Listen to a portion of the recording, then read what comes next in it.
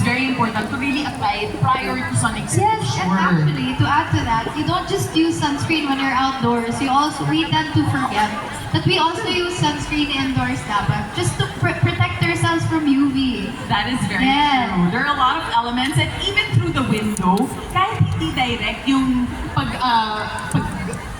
in English na lang. Even if it's not directly in your face, the sun, it will still reflect off the glass. Yeah. Ano yung paminsan sa kotse, no, when you're driving, hindi mo napapansin yun. Parang kunyari, ikaw yung nagda-drive. Mas dark ko sa side na to, mas nagtatan ko sa side na to. Yes. Kasi nga, mas may exposure sa side Yes, na to. So that's ayan, ang sikreto pala, maglagay ng sunscreen sa buong Yeah, katawan. and UV, talaga. even just from your gadget. Just to That's protect your true. skin. That is so Yes. true. From your gadgets, whatever gadgets that are. Actually, as a matter of fact, especially for our industry, we're also in front of lights all the Yes, time. yes. We need the protection from that too. That's true. Yeah. So how often do you put your sunscreen on? Alam mo, iba-iba din ang mga sagot eh. Pero I want to know what your regimen is. You know, usually, like, after I do my skincare in the morning, I apply sunscreen. And actually, guys, just tip, this is what I do po I mix my sunscreen with my tint or my foundation. Yeah, and you know what, with this sunscreen, it's so light, you don't even feel it at all. So it really matches with my skin and nag-blend siya smoothly.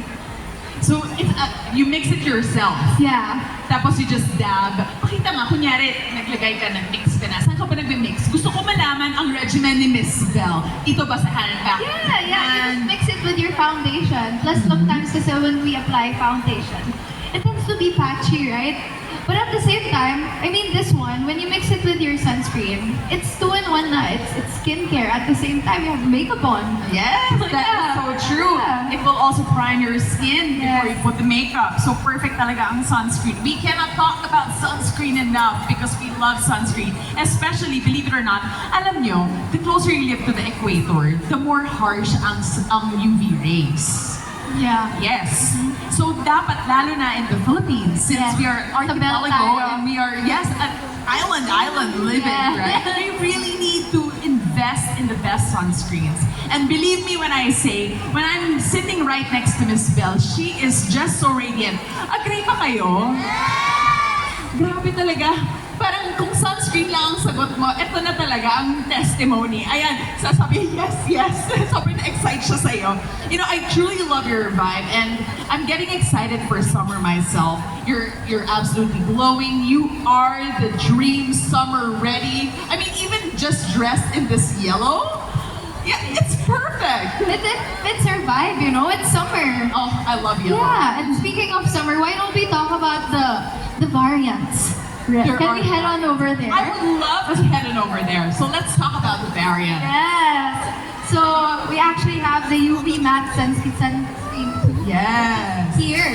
We have Okay. 3 variants from the Miracle. This one is the Alright. matte. It's actually their first time launching this, right, po? It's the new one, and I just tried it earlier, guys.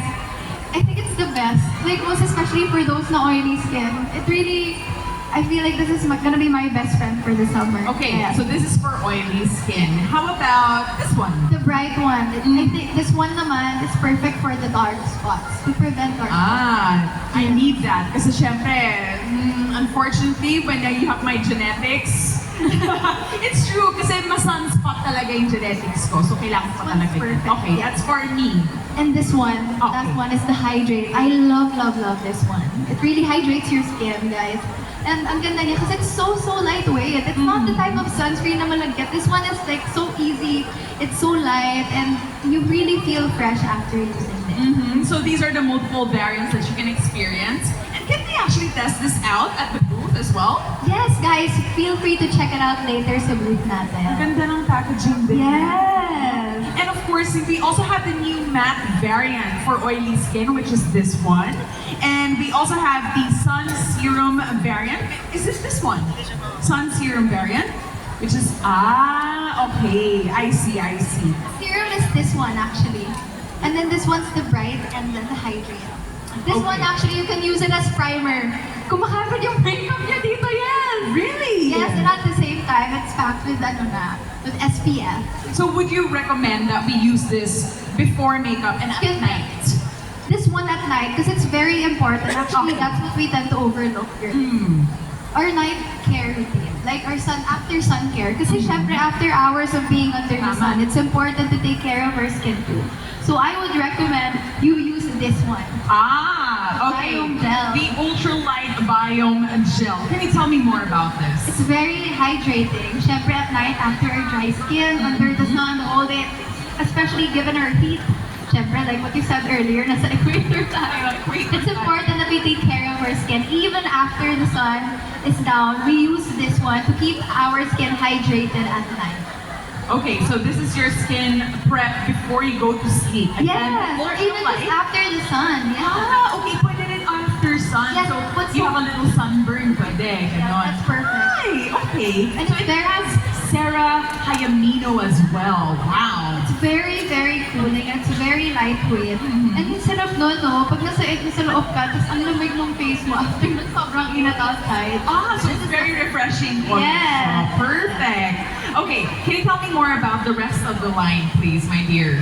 Yeah, so actually, this is part of my skincare. In the morning, before I go out, I use the serum and then I use the sunscreen after. And then after my day, when everything's done, I use the biome gel. Such a simple step, no? Parang Yeah. dyan na, tapos dito. And you can ang actually stress. see the difference agad. So for those of you who have oily skin, I prefer use the matte, or dry skin, the hydrate, or if you want to be, bright or refreshing talaga, use the bright bar. Yeah. I like that there's a mattifying and a brightening option as well. Yes. So depende sa mood ng makeup na gagawin mo rin. Yes. So yun pwede mong atake sa Yes, makeup. guys, gawin nyo talaga yun, yung foundation. I swear. Okay, I believe you, girl. I mean, you are absolutely radiant right now. And you know what? I think everybody has heard from Belle Mariano herself how effective the Pond's UV Miracle range is for that glowing, sun-protected skin, no matter how your skin type is. Of course, Pond's will take care of you. And make sure to use it every day, indoors as well. Yes, of course. Use it indoors because that's what we tend to overlook talaga. Oo, may tendency din tayo sometimes, kunyari, work from home, di ba?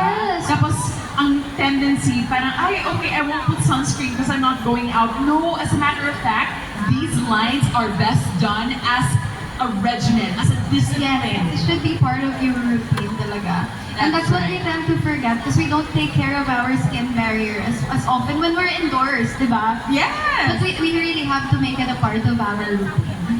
Thank you so much for sharing all of that. You know what, Bill? I think we also have something very special for everybody here today. As a matter of fact, I think we have special contestants that might be joining us on stage. Okay, I'm ready. Okay, I think they're ready too. They've been looking at me from the side.